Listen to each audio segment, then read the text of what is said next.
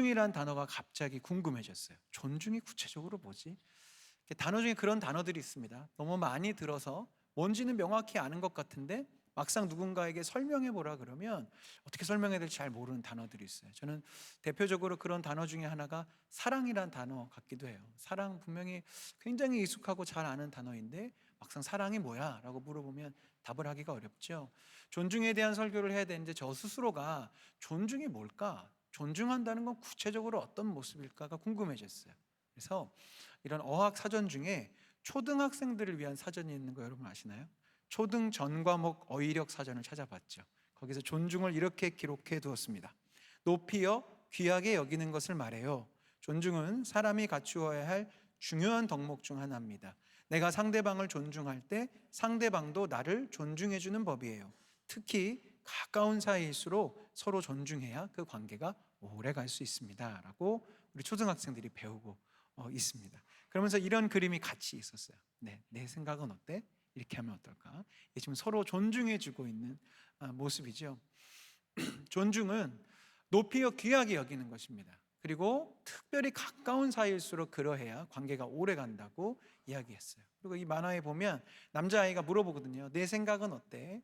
존중이 바로 여기서부터 시작됩니다. 상대방의 마음과 감정과 생각이 어떤지 물어보고 알아가는 과정을 통해 존중이 시작되는 것이죠. 여기서 질문 하나를 드리겠습니다. 결혼 생활, 가정 생활을 오래 건강하게 유지하기 위해서는 사랑이 필요할까요? 존중이 필요할까요? 오늘 설교 맥락상 답은 존중이겠죠. 돌아보니까 저희 신혼 때, 그래서 한 15년 전 일인데요.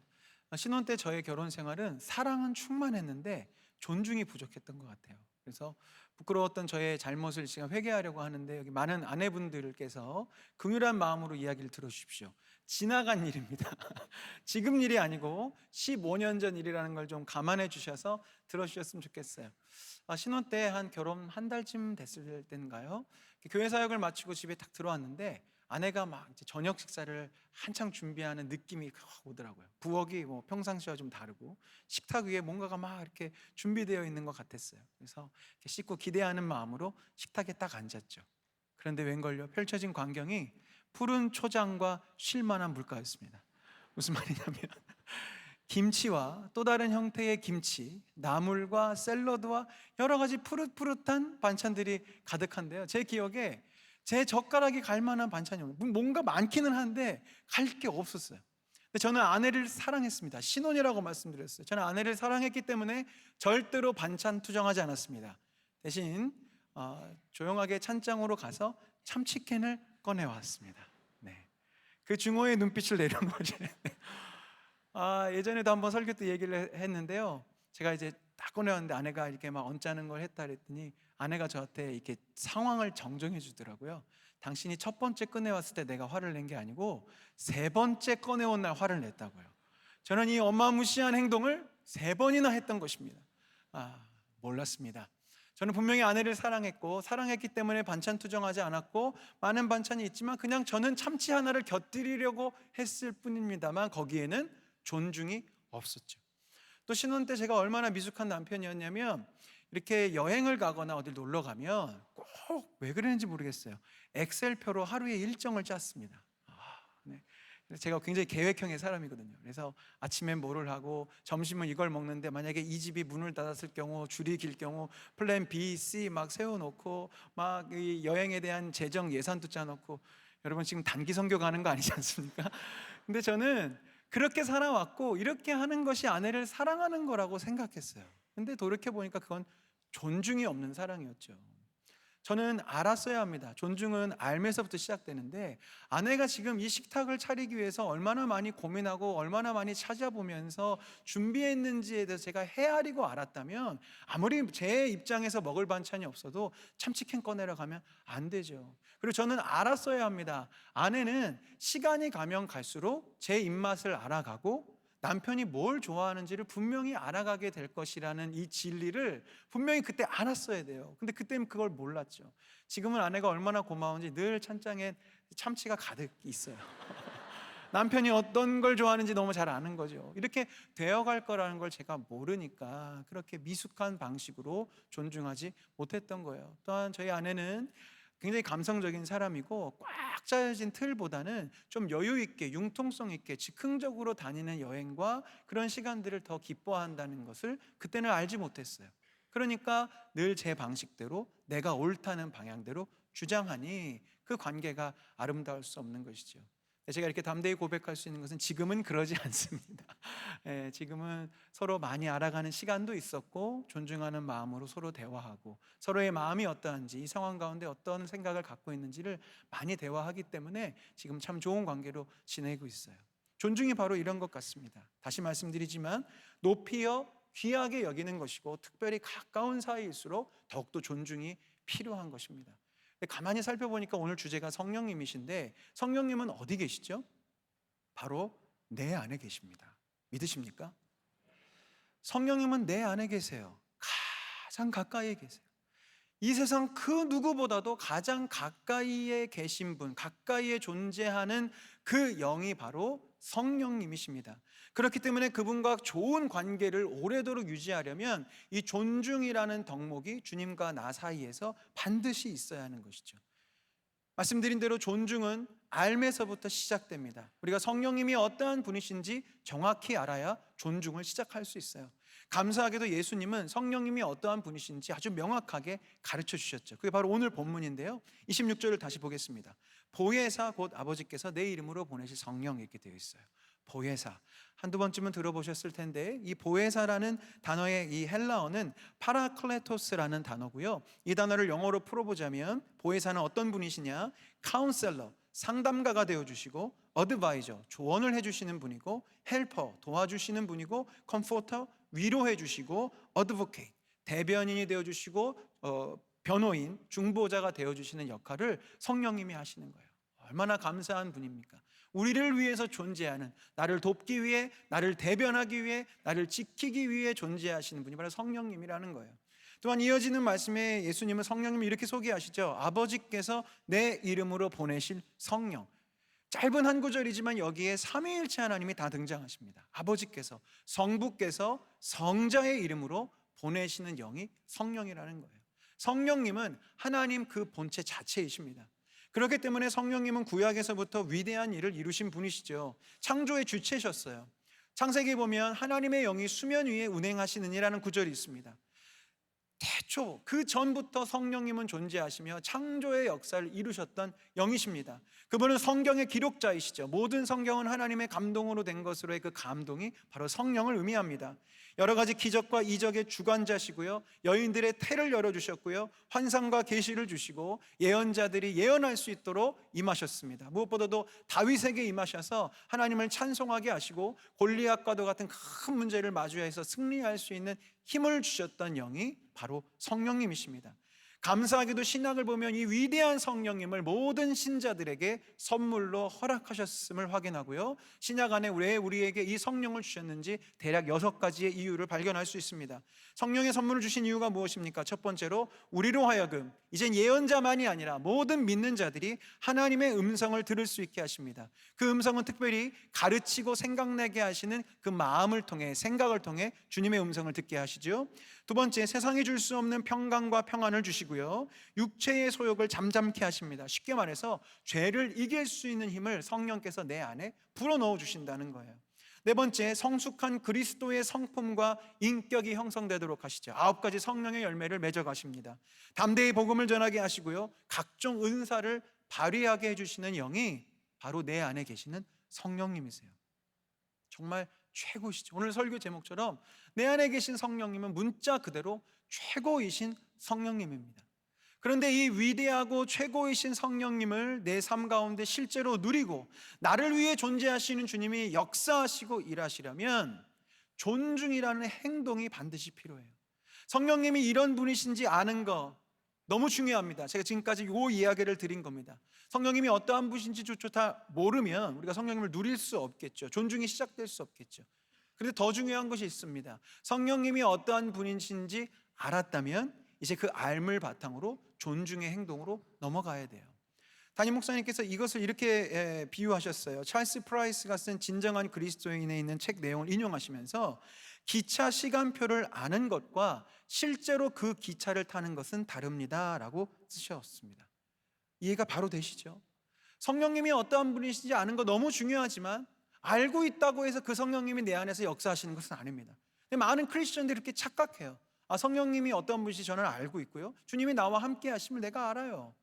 지식으로 교리로 그래야 알고 있고 고백할 수 있겠어요. 그러나 알고 있는 것과 실제로 그 시간에 가서 기차를 타는 것은 완전히 다른 것입니다. 내 안에 계신 성령님이 실제로 나의 인생 가운데 놀라운 역사를 행하시고 나의 카운셀러와 어드바이저와 헬퍼가 되도록 만들려면 우리에게는 존중이라는 살아 움직이는 우리의 행동이 필요한 것이죠. 그럼 도대체 성령을 존중한다는 것이 구체적으로 무엇일까요? 어렵지 않습니다. 성령님을 무시하는 행동을 하지 않으면 됩니다. 우리는 어떻게 성령님을 무시할까요? 성령님은 우리의 카운셀러와 어드바이저, 쉽게 말하면 오늘날로 치면 선생님과 코치가 되어주시는 거예요. 우리에게 이렇게 해야 되고 이렇게 하면 안 되는 것을 성경과 또 기도 중의 깨달음과 여러 가지 루트를 통해 성령님은 우리 가운데 가르쳐 주십니다. 알려주십니다. 그런데 그때마다 우리가 내 고집과 내 계획과 내 감정대로 주님 말씀이 아니라 내 뜻대로 막 움직이면 그것이 바로 성령님을 무시하는 거예요. 이 중에 아마 이렇게 운동을 개인적으로 1:1 코칭 받으시는 분들이 꽤 되실 거예요. 헬스 PT를 받으신다든지 필라테스를 배우신다든지 하면 강사 선생님이 이렇게 가르쳐 주잖아요. 근데 만약에 이런 학생이 있다면 그 관계가 괜찮겠습니까?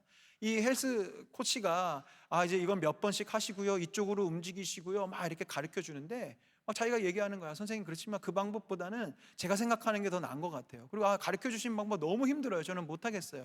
10번 하는 건 너무 힘들고 5번만 할게요. 막 하고요. 동작을 막 가르쳐 주는데 그건 자기는 어차피 안 되니까 다른 방식으로 하겠다고 그러면 제대로 된 선생님이라면 더 이상 가르치지 않을 겁니다.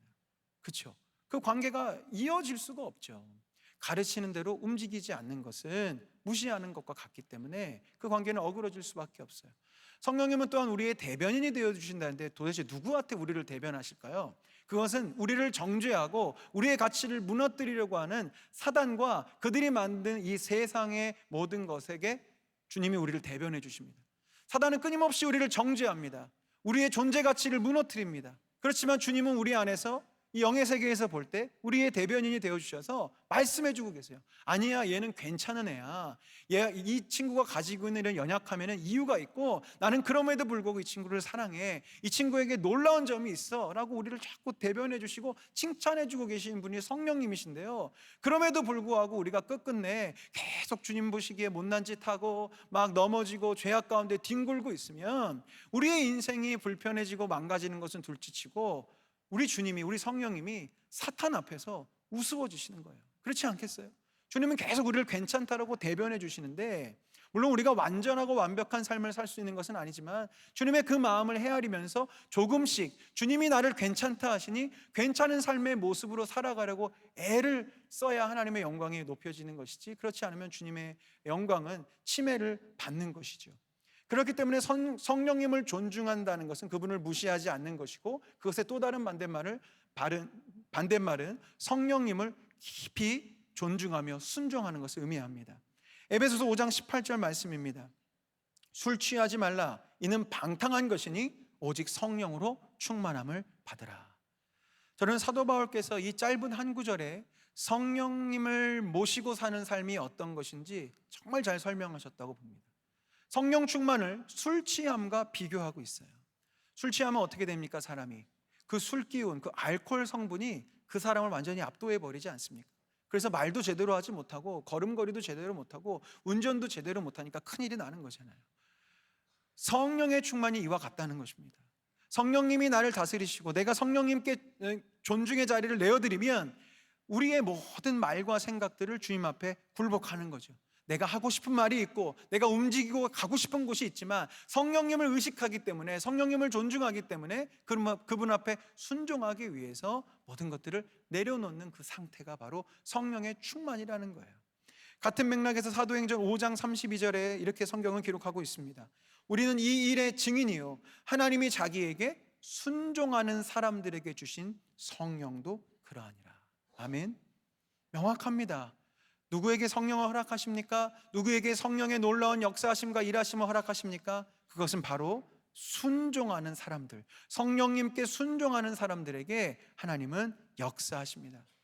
그래서 이런 맥락 가운데 담임 목사님이 설교문 중에 제가 가장 이번 말씀을 준비하면서 기준 삼았던 문장이 있었어요. 성령님을 존중한다는 것은 그분을 늘 의식하고 동행한다는 것입니다. 제가 오늘 여러 이야기를 하겠지만 우리 귀한 성도님들 이거 하나 기억하시면 되겠어요. 성령님을 존중한다는 것, 결국 늘 주님을 의식하고 그분과 동행하려고 애쓰는 것입니다. 여기서 중요한 단어가 늘입니다. 늘. 지난주 말씀 기억하실지 모르겠는데 우리는 하나님을 사랑하고 주님과 동행하는 것에 대한 메시지를 담임 목사님께 들었습니다. 저는 그 중에서 그 말이 굉장히 저에게 가깝게 은혜롭게 다가왔어요. 그것이 무엇이었냐면 하나님을 사랑하는 것은 결코 이벤트가 되어서는 안 된다는 목사님의 말씀이었습니다. 우리는 주님과 함께 동행하고 주님을 사랑하는 게 우리 연애하던 시절 무슨 이벤트 몇 번 치르듯이 큰 어떤 뭐 하나 해드리고 그걸 주님을 사랑했다라고 말할 수 없다는 것이죠. 그냥 일상의 잠잠한 그 시간 가운데 주님을 생각하고 주님을 사랑하고 나의 작은 헌신을 드리고 주님과 기쁨을 주고받는 그 시간이 하나님을 사랑하는 시간이고 하나님이 기뻐하는 시간이라는 거예요. 성령님을 존중하는 것도 같은 맥락입니다.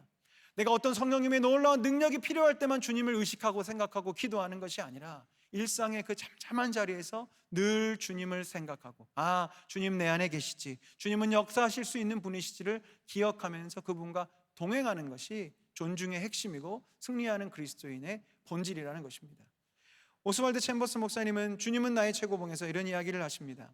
우리는 보통 누군가에게 재능이 많기 때문에 좋은 그리스도인이 될 것이라고 말합니다. 그러나 실제로 초점은 우리의 재능이 아니라 가난한 마음이며 우리가 무엇을 가지고 있는가가 아니라 하나님이 우리 안에 무엇을 넣으셨는가입니다. 곧 우리의 자연적 성품의 능력 및 지식, 경험이 아닙니다. 이러한 모든 것은 사실 하나님께는 아무 쓸모가 없는 것입니다. 정말 쓰임받기 위해 갖추어야 할 유일한 것은 하나님의 위대한 강권하심에 사로잡혀서 주님의 동료가 되는 것입니다. 기독교의 중심은 우리가 하는 일이 아니라 우리가 유지해야 하는 하나님과의 관계입니다. 우리가 하나님 앞에 쓰임을 받고 우리의 인생이 주님 앞에 영화로운 인생이 되기 위해서 유일하게 필요한 것이 있다면 우리가 하나님과 올바른 관계를 맺는 것입니다. 그건 어떤 관계입니까? 하나님의 강권하심, 하나님의 다스림에 사로잡혀서 주님의 동료, 주님의 사람이 되는 것이 우리에게 가장 중요한 요소라는 것이죠. 이 내용을 후안 카를로스 오르티즈 목사님이 제자입니까? 라는 책에서 조금 더 쉽게 비유로 풀어내셨어요. 읽어드릴게요. 우리는 무엇을 토하여냅니까? 소화가 되지 않은 것들입니다. 소화가 된 것은 다시 올라오지 않습니다. 토해진 사람들은 주 예수 그리스도에 의해 소화되지 않은 사람들입니다. 소화란 사가 없어지는 것입니다. 그리스도인이 되기로 한 당신은 끝장났습니다. 당신의 생애는 끝났습니다. 당신은 이제 예수로 변형되는 것입니다. 아르헨티나에는 양질의 고기가 많습니다. 이분이 아르헨티나 목사님이시거든요. 한번 상상해 봅시다. 내 위에 고기가 들어와서 소화액이, 위액이 이제 이 고기를 소화시키려고 하는 장면이에요. 소화액이 말합니다. 좋은 밤이야, 잘 지내지? 고기가 말하죠. 아주 좋아. 근데 무슨 일이지? 자네를 용해시키려고, 자네를 오르티지의 몸의 한 부분으로 변형시키려고 하네. 고기가 말해요. 안 돼. 그건 싫어. 그가 나를 먹은 것으로 충분해. 거기다 녹아서 사라지기까지 하라고? 안 돼. 위에 들어와 있지만 난 고기로 남아있고 싶어. 내 개성을 잃고 싶지 않아. 고기인 채로 남을 거야. 그때 소아에게 말하죠. 안 돼. 너는 소아가 되어서 후안 카를로스 오르티지가 되어야 해. 고기가 소리칩니다. 싫어. 정말 싫어. 난 고기로 남아있을 거야. 이 싸움에서 고기가 이겨 소아에게 고기를 녹이지 못하고 내 위에 그대로 남아있다면 나는 그 고기를 곧 토해내고 말 것입니다. 그러나 소아에게 이긴다면 고기는 어느덧 후안 카를로스 오르티지의 일부가 되어버리겠지요. 이해가 되시죠? 우리가 성령님을 존중하지 않고 그분을 무시하고 성령님을 이기려 든다면 주님은 참 오랫동안 참으시겠지만 결국 우리가 주님을 존중하지 아니하면 영의 세계에서는 주님이 우리의 존재를 토해내 버리실 수도 있어요. 그러나 반대로 때론 내 개성을 잃는다 할지라도 내 계획과 내가 꿈꿔왔던 것이 무너진다 할지라도 그래도 나와 동행하시고 내 삶에 역사하시는 성령님을 존중하며 그분이 행하실 일들을 기대하며 기꺼이 내가 그분께 져드리고 성령께서, 주님께서 나를 이기실 수 있도록 그 자리를 내어드리며 순종하는 자의 인생은 우리의 그 삶이 예수 그리스도의 일부가 되는 놀라운 영광에 참여하게 되는 것이죠. 그렇기 때문에 성령님을 존중하는 것은 우리에게 선택이 되어서는 안 됩니다. 목사님, 제가 신앙이 조금 더 깊어지면 성령님을 존중하는 단계에 한번 가보겠습니다. 지금은 좀 어려울 것 같습니다.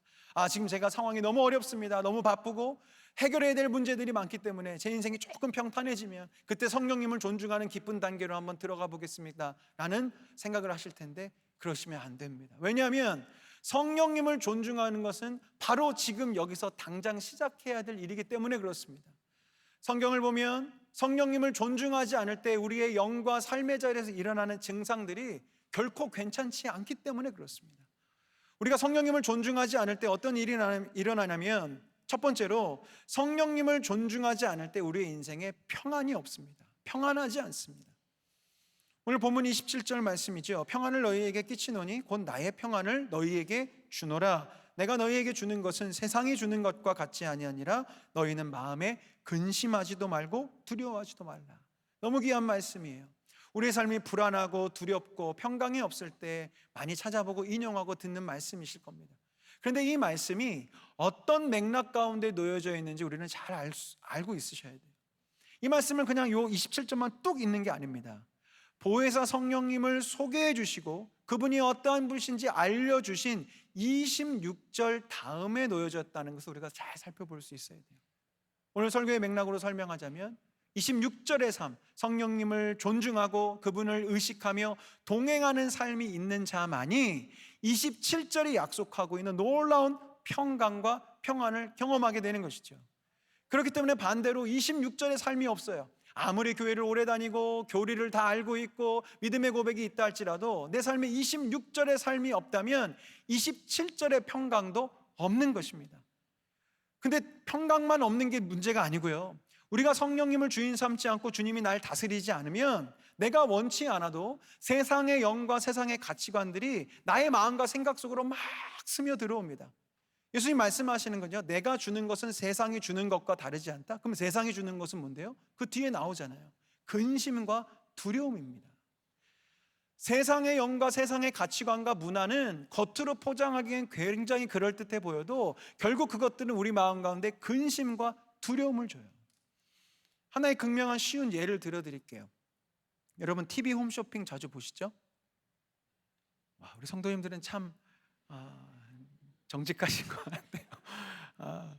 보시잖아요, 그죠? 뭐 맨날 홈쇼핑을 보시냐는 질문이 아니고요, 이렇게 보시죠. 집에 TV 있는 분들은 안 보실 수가 없어요. 왜냐하면 채널과 채널 사이에 TV 홈쇼핑은 늘 놓여져 있습니다. 내가 그걸 보려고 보는 게 아니라 이렇게 넘기다 보면 자연스럽게 봐요. 여러분의 TV 홈쇼핑에 빠지지 않고 나오는 멘트와 문구가 있습니다. 이게 뭐냐면 마지막 기회. 이거 오면요, 이제 내 안에 두려움이 스물스물 올라와요. 이게 마지막 기회라고 하면서 역대 방송사상 가장 지금 할인이 많이 들어가 있고 가장 많이 껴준다고, 다시는 이런 이 기회가 없다고 막 오면요, 제 마음이 막 이제 불안해지는 거예요. 그쯤에 막 흔들리고 있는 나의 마음 가운데 저기 화면 구석에 초시계가 등장합니다. 그러면서 매진 임박 막 깜빡깜빡 거리면 이제 전화기를 막 들었다 놨다 하는 거예요. 근데 거기에 갑자기 라지 사이즈 매진 딱 되면 끝장났어. 이제 나 엑스라지라도 사서 이제 줄여서 입어야 되겠다. 전화 거는 겁니다. 왜요? 두려운 거예요. 나만 나중에 비싸게 사면 어떡하지? 지금이 가장 절호의 기회일 것 같은데 난 나중에 손해보면 어떡하지? 제가 우선 이야기를 드렸지만 가만 보십시오. 결국 우리의 주머니를 열게 만들고 내 어떤 행동을 만들어내는 이 세상의 기전은 근심하게 만들고 두렵게 만들어서 행동하도록 이끄는 거예요. 우리 많은 SNS도 하시지 않습니까? 인스타나 유튜브 이렇게 보면 자꾸 보다 보면요, 남들이 어떻게 사는지가 자꾸 보여요. 어머, 이 친구는 여기도 여행 갔네, 저기도 갔네, 저기도 갔네. 근데 나는 왜 야탑동에 있지? 막 이런 근심이 막 올라오는 거예요. 어머, 쟤는 이 가방을 샀네, 왜 나는 지금 이걸 뭘 들고 다니는 거야? 막 이런 두려움이 엄습하죠. 그리고 이런 매체들을 보면 늘 좋아요 숫자, 구독자 숫자를 경쟁하게 만들어요. 이 모든 것들을 근심하게 하는 거죠. 나만 도태되고 있나 봐, 나만 낙오되고 있나 봐, 나만 인기가 없나 봐, 나만 사랑받지 못하나 봐. 근심하게 만들고 걱정하게 만들고, 사랑받으려면 이걸 사야 되고 사랑받으려면 저길 가야 되고, 계속 그렇게 만들어내죠. 또 많은 이단과 사이비와 거짓 선지자들의 전략 뭡니까? 요즘 이걸 뭐 가스라이팅이라고 이야기하는데 뭐 같아요. 두려움에 휩싸이게 만들어서 그 사람을 속박시키는 거예요. 너가 이거 바치지 않으면 너희 인생이 큰일 날 거다. 네 몸을 바치지 않으면 아주 어려운 일이 생길 거라고 막 두려움을 심어주면서 행동을 이끌어내죠. 여러분, 우리가 주님을 존중하지 않으면 그냥 그 상태로 그냥 뭐 있는 것이 아니고요, 세상의 영들과 잘못된 선지자들이 우리의 마음 가운데 근심과 두려움을 던져줌으로 우리의 인생을 무너지게 할 수 있어요. 그래서 우리는 성령님을 반드시 존중해야 됩니다. 두 번째, 성령님을 존중하지 않을 때 우리는 책망을 받습니다. 요한복음 16장에 예수님께서 성령님을 한 번 더 소개하십니다. 그러나 내가 너희에게 실상을 말하노니 내가 떠나는 것이 너희에게 유익이라. 내가 떠나가지 아니하면 보혜사가 너희에게로 오시지 아니할 것이요 가면 내가 그를 너희에게로 보내리니 그가 와서 죄에 대하여 의에 대하여 심판에 대하여 세상을 책망하시리라. 근데 이런 생각이 드실 거예요. 목사님, 세상을 책망하신다 그러지 않았습니까? 저는 세상이 아닌데요. 저는 크리스천입니다. 그러니까 저는 이 구절에는 해당되지 않는 거 아닙니까? 죄송하지만 아닙니다. 성령님을 존중하지 않고 주님을 주인 삼지 않으면 내가 원치 않아도 나란 존재는 세상에 속해 있을 수밖에 없어요. 이게 어려운 이야기입니까? 저와 여러분의 이야기죠. 예수님 믿고 세례받고 십자가 앞에서 구원을 고백하고 경험했어도 우리의 인생에 주님이 주인 되시지 않는 순간 우리의 모습은 어떻습니까? 세상 사람들과 똑같습니다. 똑같이 걱정하고 근심하고 돈이 있어야 해결될 것 같아서 돈 거리고 사람 바라보고 그러면서 살아가는 그 상태가 세상에 속해 있는 상태예요. 그렇기 때문에 주님은 세상을 책망하시기 때문에 내가 크리스천이어도 세상 가운데 거하고 있으면 책망을 받을 수밖에 없는 것이고, 좀 확장해서 보자면 주님은 우리가 그런 그릇된 자리로 나아가는 것을 원치 않으시기 때문에 우리의 인도자가 되어주신 성령께서는 우리를 날마다 각종 방식으로 책망하시면서 우리를 바른 길로 인도하시죠. 이 영적 원리는 이 말씀과 연결이 됩니다. 시편 23편 4절 말씀이에요. 내가 사망의 음침한 골짜기로 다닐지라도 해를 두려워하지 않을 것은 주께서 나와 함께 하심이라. 성령님의 이미지죠. 어떻게 함께 하십니까? 주의 지팡이와 막대기로 함께 하세요. 그림을 하나 보여주시겠습니까? 이게 바로 목자들이, 그 당시에 목자들이 들고 다녔던 지팡이와 막대기입니다. 이 모습을 잘 기억해 두십시오. 짧은 게 막대기고 긴 게 지팡이에요. 특별히 지팡이 끝이 이렇게 말려져 있지요. 물론 목자들은 이 도구를 가지고 자신의 양떼를 공격하려고 하는 여러 가지 맹수들을 이렇게 물리치고 이렇게 멀리 쫓아낼 때 이 막대기와 지팡이를 쓸 겁니다. 그런데 훨씬 더 자주 이 두 가지를 쓰는 경우가 있어요. 그때는 언제냐면 양이 아시다시피 시력도 안 좋고 고집이 셉니다. 그러면 지 마음대로 가고 싶은 대로 막 갈 때가 있어요. 근데 글로 가면 양이 위험할 것 같다는 걸 목자는 알죠. 그럼 그때 무엇을 듭니까? 막대기를 드는 거예요. 이게 회초리랑 같은 뜻의 단어인데요, 그 막대기로 양을 치는 거예요. 툭툭 치는 거예요. 양의 입장에서는 아프겠죠. 나를 사랑한다는 목자가 나를 왜 이렇게 때리지? 왜 때리겠습니까? 엉뚱한 길로, 잘못된 길로, 사망의 음침한 골짜기로 갈까 봐 때리고 책망하는 거예요. 또 지팡이는 어떻게 쓰는 거냐면, 이 양은 좀 달리기가 빠른 모양입니다. 매로 치기도 전에 막 저 낭떠러지로 가고 있어요. 그러면 급한 마음에 이 목자는 저 구부러진 지팡이를 가지고 양의 다리를 걸어서 넘어뜨린다는 거예요. 그럼 양은 또 아프겠죠. 무릎 깨지고 막 상처 납니다. 그렇지만 왜 그렇게 합니까? 목자는 양을 사랑하고 양이 사망의 음침한 골짜기로 가도록 두면 안 되기 때문에 지팡이와 막대기로 책망하는 거예요. 주님의 영적 원리도 마찬가지입니다. 주님 우리를 사랑하십니다. 우리를 반드시 살려서 의로운 길로 이끄시는 분이 성령님이신데, 그런데 우리가 끝끝내 하나님께서 원치 않는 방향으로 가면 주님 우리를 사랑하셔서 책망하시죠. 여러 가지로 막으시기도 하고 환난을 주시기도 하고 여러 가지의 방식으로 우리가 그 사망의 음침한 골짜기로 가지 아니하도록 지키신단 말이에요.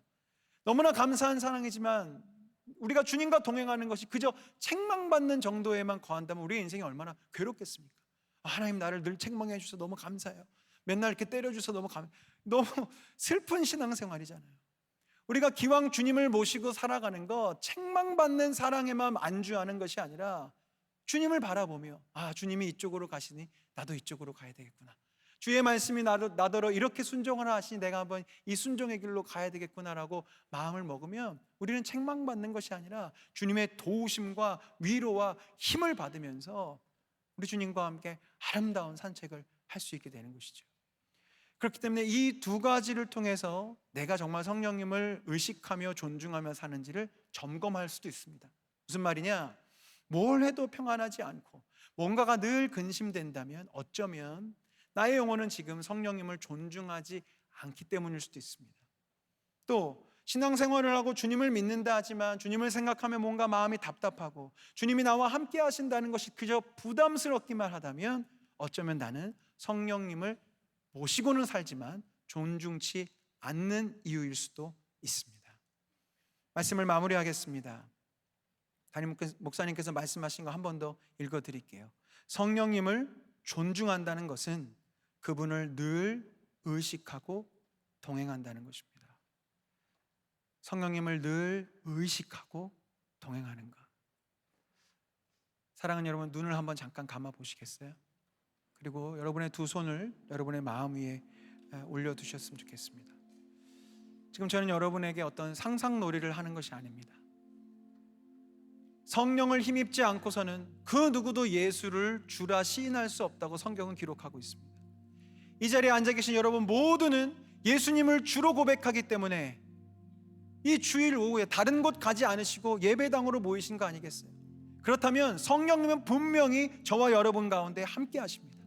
근데 문제는 우리가 그동안 그분을 의식하지 않고 살았다는 거예요. 이 시간 여러분 깊이 지금 내 안에 정말로 살아계시고 함께 하신 예수님을 느껴보십시오. 그분이 어떤 분이십니까? 내 안에 계신 주님은 그날 온 천지를 창조하셨던 그 영이십니다. 그 영이 지금 나와 함께 하십니다. 그날 홍해를 가르시고 구원을 베푸셨던 영이 지금 내 안에 계십니다. 그날 다윗으로 하여금 골리앗을 무너뜨리고 강하고 담대하게 달려가게 하셨던 그 영이 지금 내 안에 계십니다. 바울로 하여금 사방으로 우겨싸움을 당하여도 떨리지 않고 담대하게 복음의 길을 걸어가게 만드셨던 그 영이, 그 성령이 지금 내 안에 함께하고 계십니다. 우리 주 예수 그리스도를 다시 살리시고 사망 권세로부터 다시 일으켜 세우신 부활의 영이 지금 내 안에 함께하십니다. 여러분 믿으십시오. 그 위대하고 놀랍고 대단한 하나님의 영이 지금 내 안에 거하고 계시는 것입니다. 여러분 눈을 뜨시고 이 시간 함께 결단하고 다짐하셨으면 좋겠어요. 성령님을 날마다 더욱 의식하십시오. 그분을 주인의 자리로 내어 드리십시오. 하나님께 순종하십시오. 주님을 이기려 들지 마시고 손해가 있다 할지라도 하나님 앞에 여러분의 인생을 드리시기를 간절히 축원합니다. 그때에 우리의 인생에 방금 말씀드린 그 놀라운 성경의 역사가 우리의 인생에 시작될 수 있어요. 왜? 그 영과 지금 내 안에 있는 영은 다른 분이 아니시거든요. 여러분 인생이 혼돈과 공허와 환난 가운데 있으십니까? 새로운 창조의 영이 여러분의 인생 가운데 놀라운 일을 행하실 것입니다. 지금 내 힘으로 해결할 수 없는 큰 홍해와도 같은 문제를 마주하고 계십니까? 여러분 안에 계신 성령님을 의지하십시오. 그분은 바다를 가르시고 바다를 건너가게 하신 영이십니다. 지금 사망 권세 가운데 신음하고 계신 분들 계십니까? 그분은 부활의 영이십니다. 우리가 그분을 의지하고 존중하고 의지하고 바라볼 때에 성령께서는 우리 가운데 새로운 역사, 새로운 시작과 놀라운 부활의 역사를 우리 인생 가운데 허락하실 저는 확신합니다. 그 주님을 존중하십시오. 성령님을 날마다 의식하시고 그분과 동행하십시오. 주님은 위대하신 성령님이십니다. 함께 이 시간 그 믿음으로 결단하며 찬양하겠습니다. 오늘 이곳에 계신 성령님,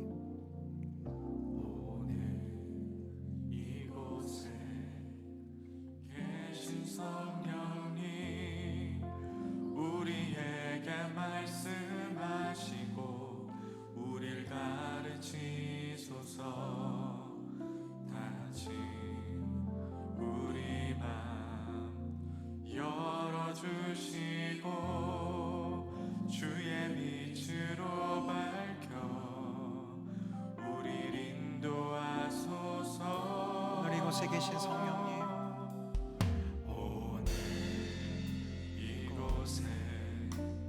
계신 성령님 우리에게 말씀하시고 우릴 가르치소서. 다시 우리 맘 열어주시고 주의 빛으로 밝혀 우리 인도하소서. 우리 주님을 존중하며 고백합시다. 주님보다 앞서지 않고 겸손하게 주님의 말씀 기다리니 주님 손에 우릴 드립니다. 사랑으로 인도하소서. 오늘 이곳에 계신 성령님 내 안에 계십니다. 이곳에 계신 성령님 우리에게 말씀하시고 우리를 다친 우리 마음 다친 우리 마음 열어주시고 주의 빛으로 밝혀 우리 인도하소서. 주님보다 앞서지 않고 겸손하게 주님의 말씀 기다리니 주님 손에 우릴 드립니다. 사랑으로 인도하소. 창조하신 모습 떠난 우리를 창조하신 모습 떠난 우리 성령께서 예수님답게 빚으소서. 주님보다 앞서지 않고 겸손하게 주님의 말씀 기다리니 주님 손에 우리의 인생을 맡겨드리십시다. 드립니다. 사랑으로 인도하 주님보다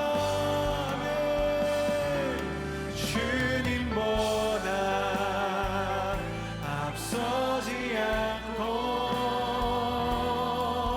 겸손하게 주님의 말씀 기다리니 주님 손에 우릴 드립니다. 사랑으로 우리 주님이 함께 하시면 승리할 수 있습니다. 주님이 곁에 있어준다면 주님이 곁에 있어준다면 나의 가는 길 함께 걸어간다면 그 사랑이 나에게 꿈을 주지요. 다시 시작할 수 있는 우리 성령님을 인정하며 고백하며 선포합시다. 주님이 곁에 있어준다면 나의 가는 길 함께 걸어간다면 그 사랑이 나에게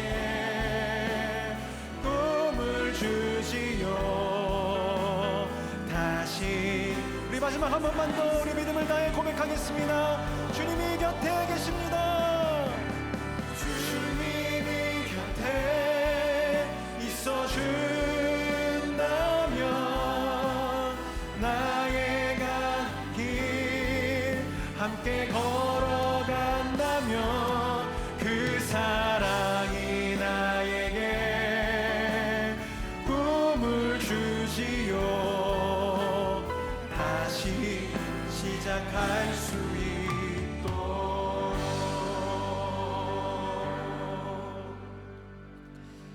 나를 존중히 여기는 자를 내가 존중히 여기고 나를 멸시하는 자를 내가 경멸하리라 라고 말씀하신 하나님, 나의 삶에 아름다운 의의 열매를 맺게 하시려 보혜사 성령님을 허락하여 주셨지만 나의 고집대로 나의 욕심대로 사느라 함께 하신 성령님을 존중하지 못하고 그렇게 무시하며 살았습니다.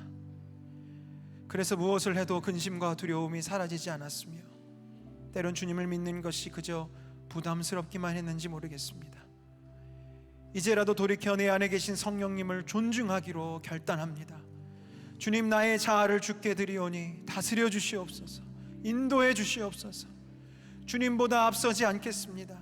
날마다 주님을 의식하고 주와 동행하기를 힘쓰겠습니다. 성령님을 존중하는 우리 인생에 주님 이제 임하사 일하여 주시옵소서. 오늘도 하나님의 주권을 인정하는 믿음으로 주께 올려드리는 귀한 헌금이 있습니다. 이 예물이 쓰여지는 곳곳마다 하나님의 나라와 뜻이 온전히 세워지게 하여 주시고 드리는 손길 위에 복을 더하사 더욱 풍성히 주님 나라 위에 헌신하게 하여 주시옵소서. 지금은 우리의 머리 되어 주시고 능력이 되어 주시는 예수 그리스도의 크신 은혜와 하늘아버지의 극진하신 사랑하심과 지금도 우리 안에 함께 하시며 놀라운 일을 행하고 계시는 보혜사 성령님의 감화감동 역사 충만하심이 날마다 성령님을 의식하며 주와 동행하기를 결단하는 하나님의 백성들 위에, 이들의 가정과 일터와 몸담고 있는 공동체 위에, 그리고 이 나라와 이 민족 위에 영원토록 함께 하시기를 간절히 축원하옵나이다.